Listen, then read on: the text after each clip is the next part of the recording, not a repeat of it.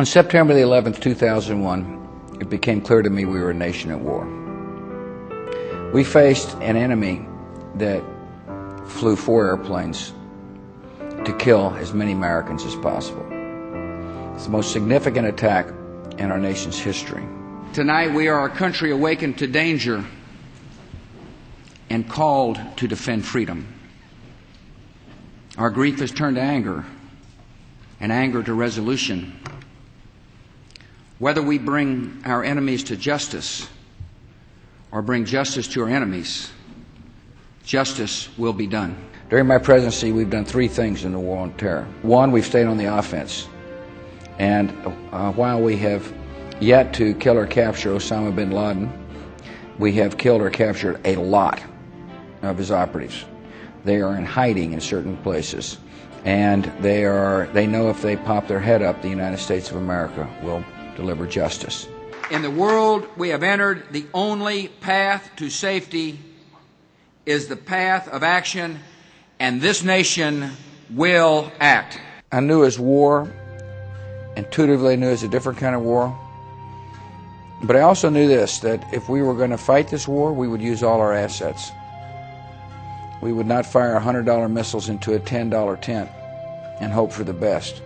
The transformation of the military has been a great success of this administration.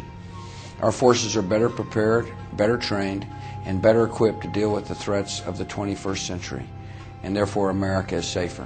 We have changed how we protect the homeland. Created the Department of Homeland Security. We've streamlined our intelligence operations.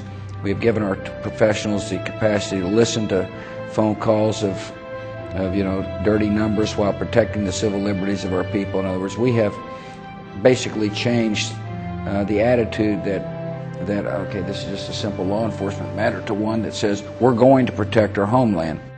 There is only one force of history that can break the reign of hatred and resentment and expose the pretensions of tyrants and reward the hopes of the decent and tolerant, and that is the force of human freedom. I believe that there is an Almighty, and a gift of that Almighty to every man, woman, and child is freedom. Some call that idealistic. I call it realistic. If you don't believe that freedom is necessary in parts of the world, you don't see the ideological struggle we're in, because freedom is the way to deal with hopelessness.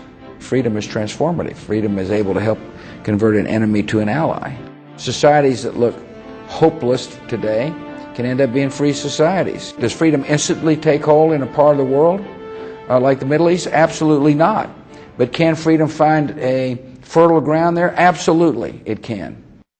We show compassion abroad because Americans believe in the God-given dignity and worth of a villager with HIV/AIDS, or an infant with malaria, or a refugee fleeing genocide, or a young girl sold into slavery. We also show compassion abroad because regions overwhelmed by poverty, corruption, and despair are sources of terrorism. And so we started the Millennium Challenge Account, which is a novel approach to aid, which basically said that in return for help on certain projects, the United States expects good governance, market-oriented economics, and the investment in the health and education of its citizens. When you couple the Millennium Challenge Account with aid programs directly benefiting people, it is a powerful statement to the world about the intentions of the United States of America and the compassion of the United States of America. One of the great accomplishments of my administration has been to liberate 50 million people in Iraq and Afghanistan. And as a result, these countries are new democracies and not safe havens for terrorists who would do us harm. Our agenda was not only dealing with terror, but freeing people is a compassionate act, but freeing people not only from forms of tyranny, but from diseases like HIV/AIDS or malaria or hunger. And the United States is proudly in the lead on these issues.